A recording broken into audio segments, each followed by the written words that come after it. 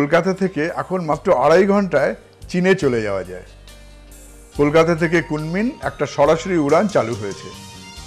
এই সুযোগ কাজে লাগিয়ে আমি কি করলাম, কলকাতা থেকে রওনা হয়ে সোজা গিয়ে নামলাম কুনমিনে।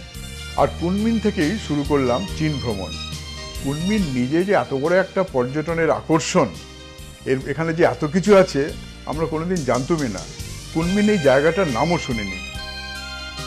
সত্যি বলতে কি, কুনমিনে একদিন থেকে চলে যাওয়ার সময় মন কাঁদে, মনে হয় যে এখানে অন্তত 3-4 দিন থাকা দরকার। ভারী সুন্দর শহর। এই কুনমিন বড্ড ভালো লেগে গেল। সেই জন্যে কুনমিন যেন একটা আবিষ্কারের আনন্দে মন ভরে দিল। ভাবলাম চীন ভ্রমণের শুরু যদি তাহলে যখন শেষ করব তখন মন তো পরিপূর্ণ হয়ে যাবে, আর কানায় কানায় ভরা হয়ে যাবে। কুনমিনে গেলে এখানকার স্বর্ণ মন্দির দেখতেই হয়। অনেক সিঁড়ি বেয়ে বেশ কয়েকটা সুদৃশ্য তোরণ পেরিয়ে হাজির হলাম স্বর্ণ মন্দিরের সামনে। নাম যদিও গোল্ডেন টেম্পল, আসলে কিন্তু তামার তৈরি। তামার তৈরি এই স্বর্ণ মন্দির চীনের সবচেয়ে বড় তাম্র মন্দির। সামনেই কুনমিংয়ের এক বিস্ময়কর উদ্যান, ফুলের স্বর্গ। বাগানের প্রবেশদ্বারের কাছেই এই চাইনিজ গার্ডেন। এর মূল আকর্ষণ এই বিরাট ফুলের ঘড়ি। চীনের সবচেয়ে বড় ফুল ঘড়ি এটি। বিমান তৈরির সামগ্রী দিয়ে তৈরি হয়েছে ঘড়ির কাঠামো।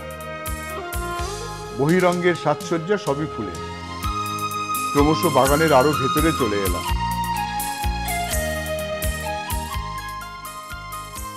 বিরাট বিরাট এইসব নৌকোর পালও ফুলের। কুনমিংয়ের টি হাউস বা চা বাড়ি, এই সেই ইউনান টি। 18 বছরের পুরনো জমাট বাঁধা চা পাতা। চা তৈরির নানান রীতিনীতি আমাদের দেখালো। নানা রকম চাও খাওয়ালো খুব যত্ন করে।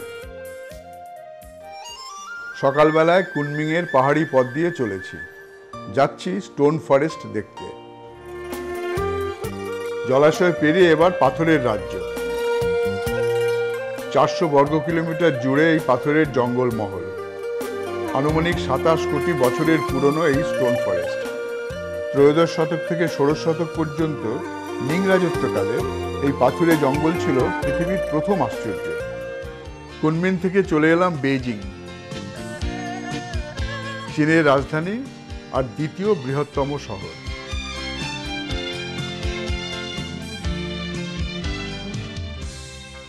সামনের সাবওয়ে দিয়ে পৌঁছে গেলাম শহরের প্রাণকেন্দ্র তিয়ানআনমেন স্কোয়ারে। তিয়ানআনমেন কথার অর্থ গেট অফ হেভেনলি পিস বা স্বর্গীয় শান্তির দুয়ার। পাশেই এই সাদা বাড়িটি মাও জেদং মেমোরিয়াল হল, চেয়ারম্যান মাওয়ের স্মৃতিসদন। এই বাড়িতেই তার দেহ শায়িত আছে। এই তোরণের ওপারেই চীনের বিখ্যাত ফরবিডেন সিটি। তিয়ানআনমেন স্কোয়ার আর ফরবিডেন সিটি, এই দুই ঐতিহাসিক নির্মাণকে স্বতন্ত্র করে রেখেছে এই Gate of Heavenly Peace. Tiananmen Square থেকে ঘুরতে ঘুরতে আমরা এসে পৌঁছলাম নিষিদ্ধ নগরীর দোরগোড়ায়। মিং রাজত্বকালে এই প্রাসাদ তৈরি হয়। তখন থেকে 14 জন মিং সম্রাট আর 10 জন চিং সম্রাট এখান থেকেই সাম্রাজ্য চালিয়েছেন। 2 রাজবংশের 24 জন সম্রাট এখানে বসবাস করে গেছেন। যেহেতু সম্রাটদের প্রাসাদ নগরী, সেই জন্যেই জনসাধারণের প্রবেশাধিকার ছিল না, তাই এর নাম হয় নিষিদ্ধ নগরী।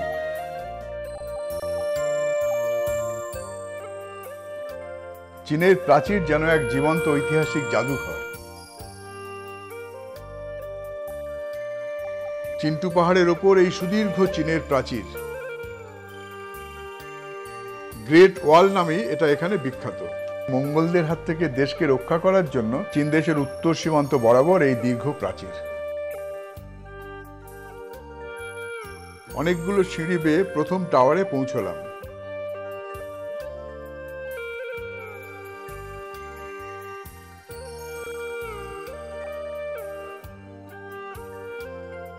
চীনের প্রাচীরের কত কথা শুনেছি, ছবি দেখেছি, আজ তার উপর আমি দাঁড়িয়ে আছি, নিজের চোখে দেখছি।